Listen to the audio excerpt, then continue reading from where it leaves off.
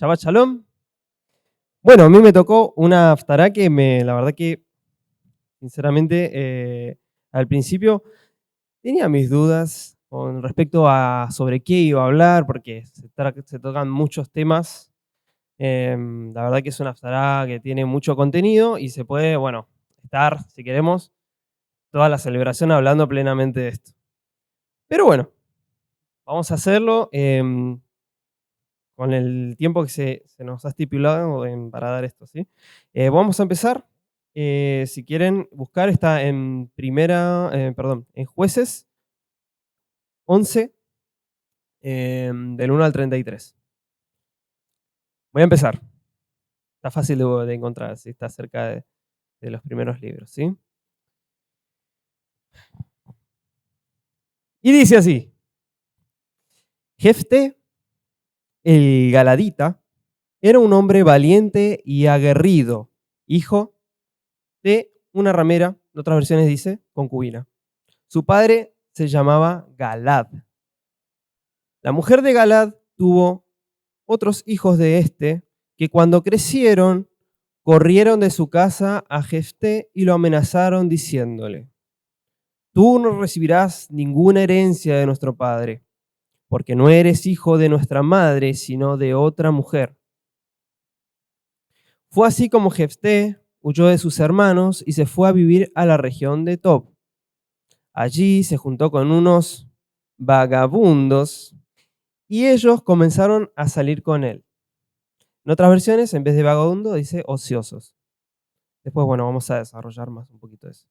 Tiempo después, los amonitas pelearon contra los israelitas y los ancianos de Galad llamaron a Jefté, que vivía en Tob, y le dijeron: Ven con nosotros para combatir a los amonitas, tú serás nuestro jefe. Pero Jefté le respondió: Ustedes no me quieren, hasta me corrieron de la casa de mi padre. ¿Por qué vienen a pedirme ayuda ahora que están en problemas? Y los ancianos le respondieron: Precisamente por eso, porque estamos en problemas. Te pedimos que vengas y pelees con nosotros contra los amonitas. Tú serás el caudillo de todos los que vivimos en Galad. Jefté les respondió: Ustedes me piden volver para que pelee contra los amonitas, y si el Señor me da la victoria, ¿seré el caudillo de ustedes? Los ancianos de Galad le respondieron: El Señor es nuestro testigo y haremos lo que tú nos ordenes. Entonces Jefté se fue con los ancianos de Galad y el pueblo lo nombró su caudillo y jefe. Pero en Mizpá repitió ante el Señor todo lo que antes había dicho. Luego envió un mensaje al rey de los amonitas en que le decía: ¿Qué tienes tú contra mí? ¿Por qué quieres atacar mi tierra? Al mensaje de Jefté, el rey respondió: Cuando Israel vino a Egipto, se adueñó de mi tierra, que va desde el Arnón hasta Jaboc y el Jordán. Eso es lo que peleo. Devuélveme esa tierra y viviremos en paz. Jefté volvió a enviar mensajeros al rey de los amonitas y le dijo: Yo, Jefté, te digo, Israel no se adueñó de la tierra de Moab ni de la tierra de los amonitas. Cuando el pueblo de Israel salió de Egipto y cruzó el desierto hasta el Mar Rojo, llegó a Cades. Entonces el pueblo de Israel envió mensajeros al rey de Edom y le pidió permiso para pasar por su territorio. Pero el rey de Edom no los escuchó. También pidió permiso al rey de Moab, pero él tampoco les permitió pasar. Así que Israel se quedó en Cades. Después anduvo por el desierto y rodeó las tierras de Edom y de Moab por el oriente. Y luego acampó al otro lado del río Arnón, pero no entró en territorio de Moab, pues en Arnón empezaba su territorio. Además, Israel envió mensajeros a Sihón, el rey de los amorreos, y de Hesbón, y le dijo: Te ruego que me dejes pasar por tu territorio para llegar a mi destino. Pero Sihón no le inspiró confianza a Israel, y tampoco lo dejó pasar por su territorio, sino que reunió a su ejército, acampó en Yahaz y peleó contra Israel. Pero el Señor, Dios de Israel, entregó a Sihón y a todo su ejército en manos del pueblo de Israel, y estos se apoderaron de toda la tierra de los amorreos. Tomaron también el territorio de los amorreos desde el Arnón hasta Jaboc y desde el desierto hasta el Jordán. ¿Y ahora tú pretendes apoderarte de este territorio? Si tu Dios Quemos te diera algo, ¿no sería tuyo? De igual manera, todo lo que el Señor nuestro Dios nos entregó nos pertenece. ¿En qué eres mejor que Balac, hijo de Zippor, rey de Moab? ¿Tuvo algún problema contra Israel para que le hiciera la guerra? Durante 300 años Israel ha habitado en Hezbón y Aroer y en todas las ciudades del territorio de Arnón. ¿Por qué nunca han reclamado esa tierra? De modo que yo no he pecado contra ti, pero tú sí haces mal al querer pelear contra mí. Que el Señor, que es el juez, juzgue entre los israelitas y los amonitas. Pero el rey de los amonitas no quiso entender las razones de Jefté. El espíritu del Señor vino sobre Jefté, y éste recorrió Galad y Manasés y Mispap de Galad para luchar contra los amonitas. Allí Jefté hizo un juramento al Señor y le dijo: si me das la victoria sobre los amonitas, cuando yo regrese de la batalla te ofreceré en holocausto a quien primero salga a recibirme. Luego, Jefté avanzó contra los amonitas y peleó contra ellos, y con la ayuda del Señor los venció. Los destruyó por completo y conquistó a Aroer hasta Minit y sus 20 ciudades, hasta los llanos de las viñas. Así fue como los israelitas sometieron a los amonitas. Amén. Bueno, acá concluye la Haftará, ¿sí?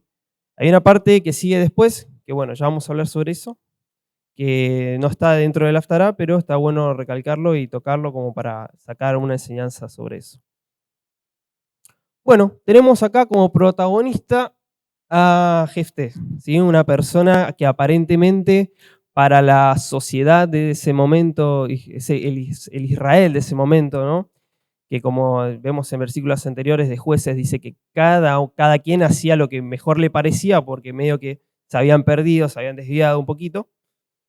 Vemos que no se lo tomaban muy en cuenta a las personas que no tenían heredad, ¿sí? Medio que se los despreciaba un poquito, ¿sí?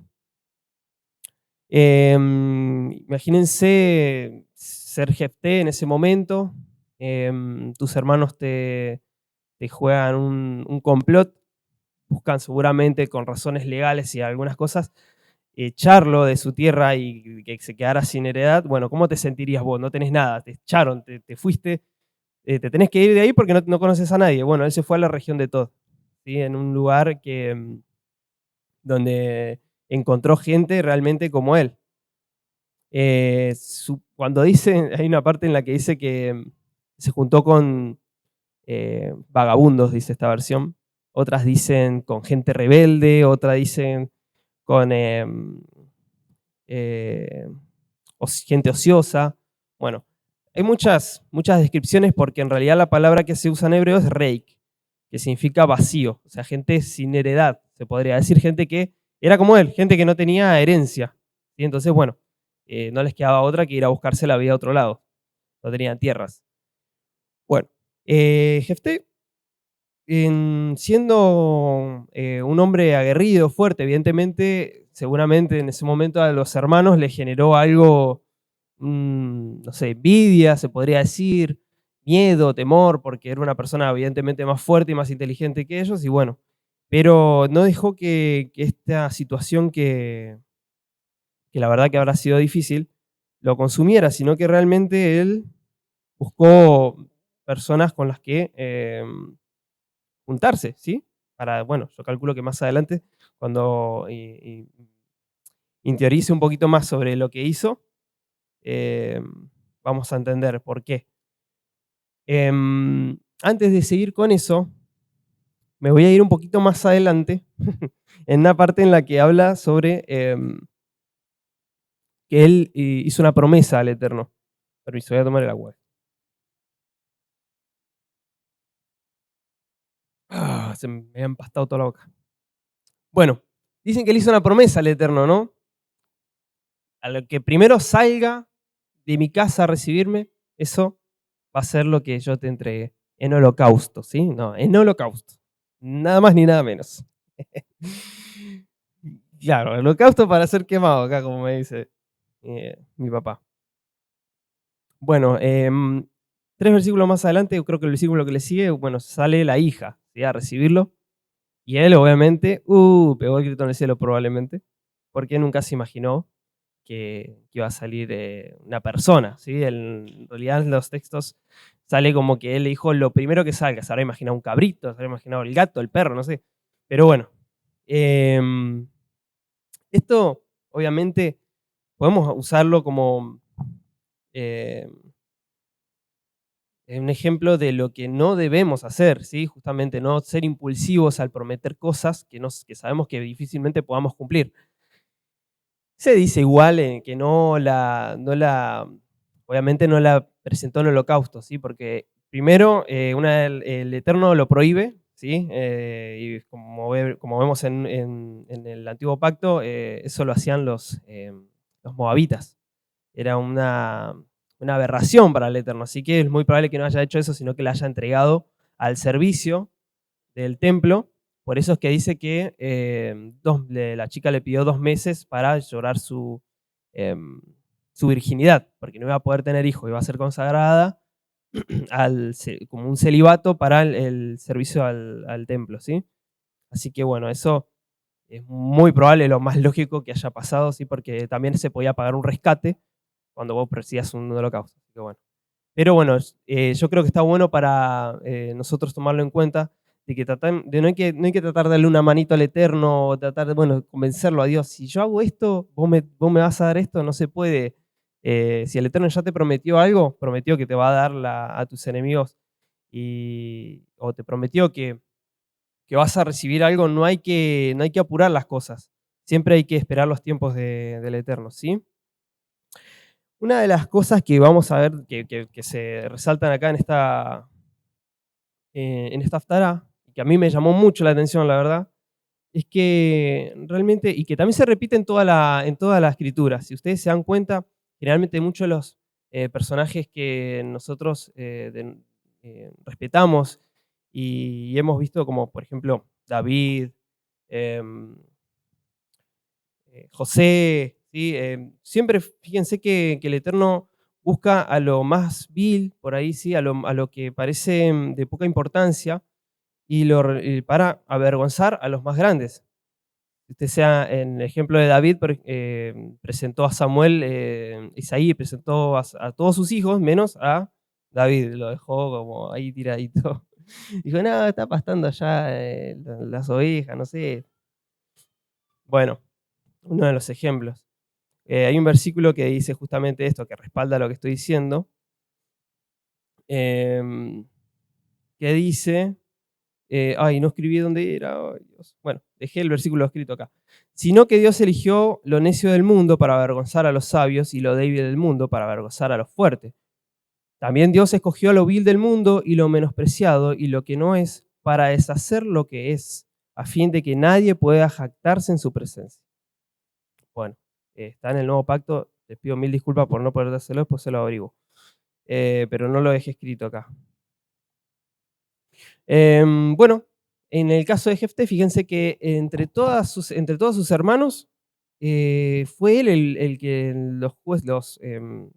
el gobierno de Israel, de Galat, perdón, fue a buscarlo por el problema que tenían. No buscaron a otra persona, encontraron en Jefté a la persona más capacitada para poder enfrentar este problema. Em, si ustedes se dan cuenta, muchas veces los personajes que nombré anteriormente siempre como que tuvieron que enfrentar problemas, enfrentar trabas, enfrentar complots de personas que querían truncar su propósito. Por ejemplo, el rey David en su vida tuvo que atravesar muchos desafíos, traiciones, muchísimas veces lo quisieron matar, inclusive familiares. em, la- ¿Cómo? Primera de Corintios 1:28, eso era, perdón, lo que leí anteriormente, ¿sí? No lo había dejado acá anotado. Bueno, sigo. Con José también podemos apreciar que tuvo que soportar el desprecio, la traición de sus hermanos, la traición en Misraim, inclusive, que él era una persona devota, totalmente consagrada al Eterno, y él medio que no entendía en ese momento lo que le estaba pasando, pero después vemos que realmente era todo para un propósito divino. Bueno, yendo más adelante podemos encontrar también a los apóstoles, ¿sí? Todas las cosas que sufrieron, pero fue para que realmente la palabra del Eterno y el Evangelio se extendieran por todo el mundo, ¿sí? Gracias a eso nosotros hoy en día podemos ser injertados en la vid. Podemos nombrar Daniel, Esther, Mardoqueo, Job, Moisés, un montón de personajes que realmente tuvieron atravesar estos sucesos difíciles, pero que realmente fueron para la gloria del Eterno, ¿sí? Bueno, yo quiero concluir en todo esto que estuve hablando y que por ahí me trabé un poquito porque la verdad que cuando haces mucho contenido y como que decís, por ahí no se llega a enclarecer un poquito, así que bueno, voy a concluir acá con lo que quería realmente que se lleven ustedes, ¿sí? Jefté, en la dificultad, se convirtió en la persona más apta para llevar a Israel a la victoria. No permitió que las circunstancias adversas lo consumieran, sino que lo hizo más fuerte y logró lo que ninguna persona en ese momento pudo. O sea que las dificultades sirven realmente para darnos carácter, para darnos fortaleza. Por ahí ahora no lo entendemos, pero más adelante nosotros podemos ya lo vamos a entender, ¿sí? Porque el Eterno, la verdad que nos permite pasar por cosas difíciles a veces, pero en su momento va a servir seguramente para una gran misión, un gran propósito, ¿sí? Como en este caso Jefté pudo llevar a Israel, después fue jefe de Israel, pero en su momento salvó a Galad. Y una de las cosas más importantes que esta Haftará nos enseña es que no importa qué tanto te haya golpeado la vida o que tantas cosas desafortunadas te puedan estar aconteciendo. Lo que realmente importa es cómo vas a usarlas a tu favor, ¿sí? Porque Jefté usó todas esas cosas malas que le pasaron y que le acontecieron para realmente fortalecer su carácter, y por eso es que fue elegido él para enfrentar esta batalla. Así que si estás, de nuevo, repito, si estás pasando por un momento difícil, un momento, o no entendés por qué te está pasando tal cosa, seguramente hay un propósito detrás de eso, ¿sí? Y lo único que queda hacer es pedirle al Eterno que nos enseñe a usarlo y nos muestre para qué estamos atravesando tal situación. Así que bueno, les agradezco por escucharme y que tengan una hermosa noche y celebración. Shalom.